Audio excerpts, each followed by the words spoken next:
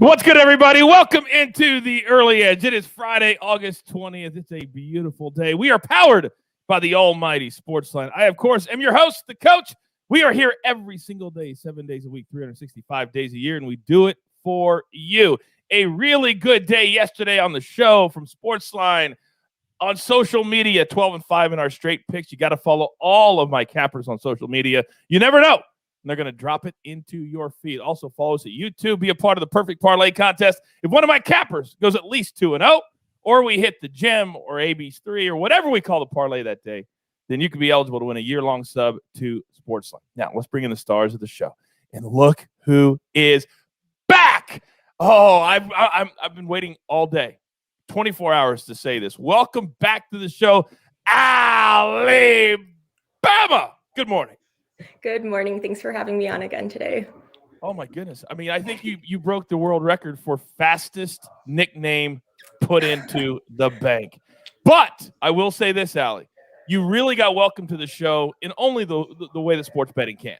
With a horrible bad beat. Brewers, you had a -0.5 run. First 5, they were up 3. And then a player with your last name hit a 3-run home run to lose the bet. How did that make you feel? It was definitely brutal. That's why I was hoping Nolan Arenado would score before Perri O'Neill could even come up to the plate, just so it would get over with. But that's how it goes in baseball.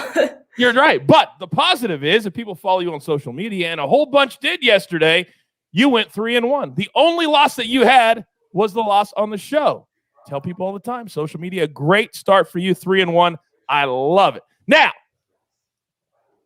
this next man, Allie, I got to tell you, sometimes he can be very jealous because he likes to be the center of attention. Jay Smooth, welcome back. What's up, man?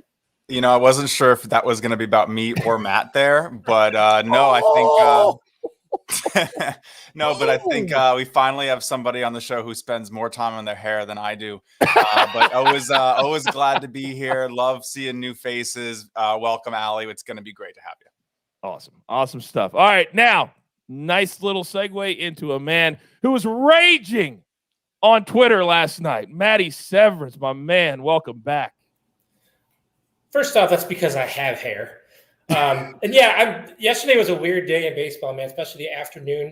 I'm still a little emotionally unstable over that impossible Tigers loss. Would have been 4-0. I haven't cried that much since A-Rod and J-Lo split up, man. So that was rough. If you people at home don't know what he's talking about, we had the Tigers plus a run and a half. They were up 10-2. And then you see that bottom line. Angels' greatest comeback in franchise history. And they did it to us, and they did it to Maddie. 13-10 was your final. Brutal. Maestro, good morning, sir. Good morning. I'm just amazed we got everyone in here. We started the show on time. We got a packed show. Let's do it. Let's do it. All right. Now, quickly, our early edge shout-out today goes to little young Ryan Pearson. This one is for AB. We know AB loves to tell people he's from Tennessee. He lives in Nashville. There is people. Well, last night, this youngster from Tennessee was taking over SportsCenter. He had web gems all over the place. So go take a look on social media. Ryan Pearson is this young cat's name, and he really played well last night. So we wanted to give him our early edge shout-out today as they continue on. All right, let's get into our storylines that could affect the betting lines today. Matty Severance, you're up first, sir.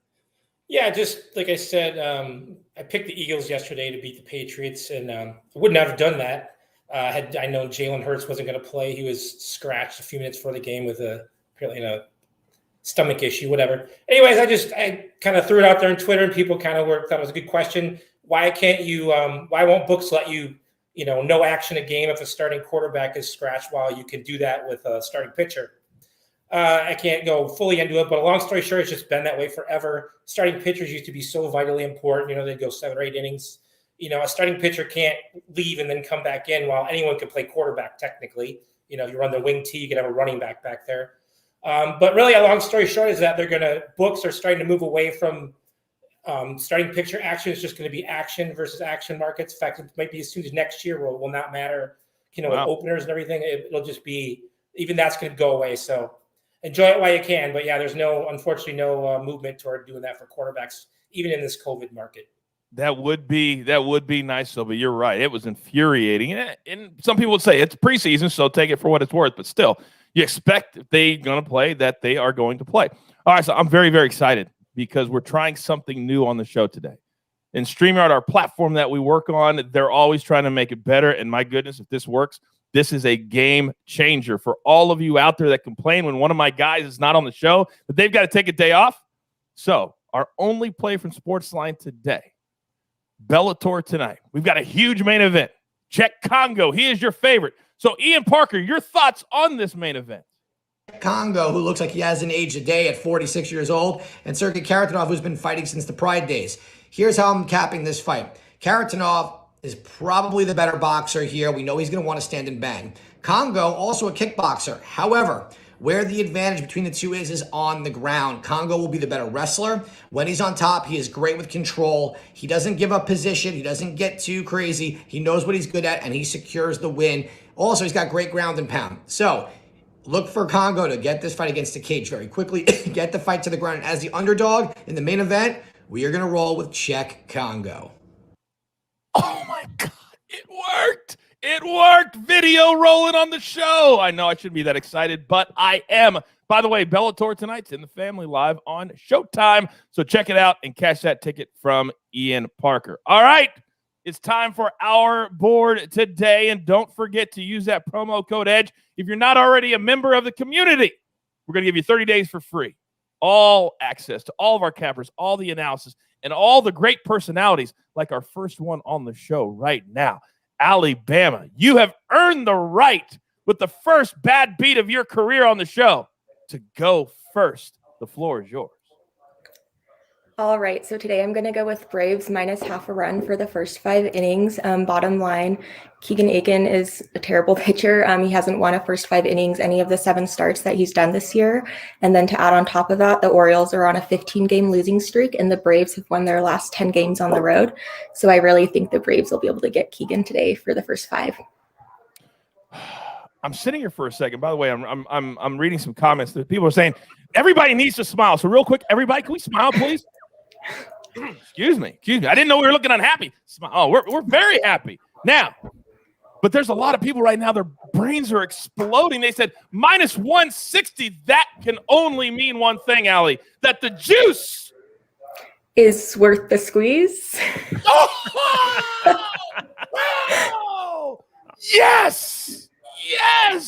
She belongs. I can't even tell you how excited I am that you actually knew that. Congratulations. All right, Braves minus half a run. Pull yourself together. All right. There's only one way that I can bring myself down from that. Maddie Severance, you're up next. A lot of things to say that. I used to say the juice is loose, but that kind of got ruined a couple decades ago. Last night I got the Rockies at minus 160 over the Diamondbacks. I see that line has already jumped up 30 cents. I still like it, but you might want to consider the run line. Now I'd wait till the lineups are out. But both NRL 3-game home sweeps. Colorado is obviously spectacular at home, while Arizona is 31 games under 500 on the road. Colorado pitcher Austin Gombers has a 1.70 ERA at home. It's the first start for Arizona rookie Tyler Gilbert since maybe the most unlikely no-hitter in history. And speaking of history has shown us that guys after no-hitters tend to regress quite a bit because they threw like so many pitches they're a little worn out. So I do like the Rockies here. Like I said, I got it at 160. You might want to sign up for SportsLine if you haven't already. You could get some head start lines, but perhaps consider the run line when the lineups are out. And I'm going to go my final NFL pick before the regular season, even though the Eagles pick was embarrassing in hindsight. I'm going to take the Jets minus 2 over the Packers on Saturday. I'm not sure when the last time we could say the Jets entered a game with an edge at quarterback, maybe when Ken O'Brien was there. They do hear Zach Wilson's going to play about a half. Aaron Rodgers isn't playing all preseason. Jordan Love's out for Green Bay. So it's Kurt Benkert and some dude named Jake Dolgala. I literally had to look that guy up, and I do this for a living, just not very well. The Packers are a veteran team. They don't care about wins or losses preseason, while Robert Saleh is trying to create a winning culture. I think the Jets will cover the points in Green Bay. You are too much. Amid all of that, you actually brought up a very, very good point. If you don't follow us at SportsLine, You can get all of the early, and when our guys write it, it's when the lines come out. So you can get stuff last night before the show this morning. So Maddie had a very good point. Thank you, Maddie. All right, Jay Smooth. I know you're sitting there. You're chomping at the bit. You love your time. And you said, I've got a lot to say today. So give us your brilliance, sir. Give us your brilliance. What do you got?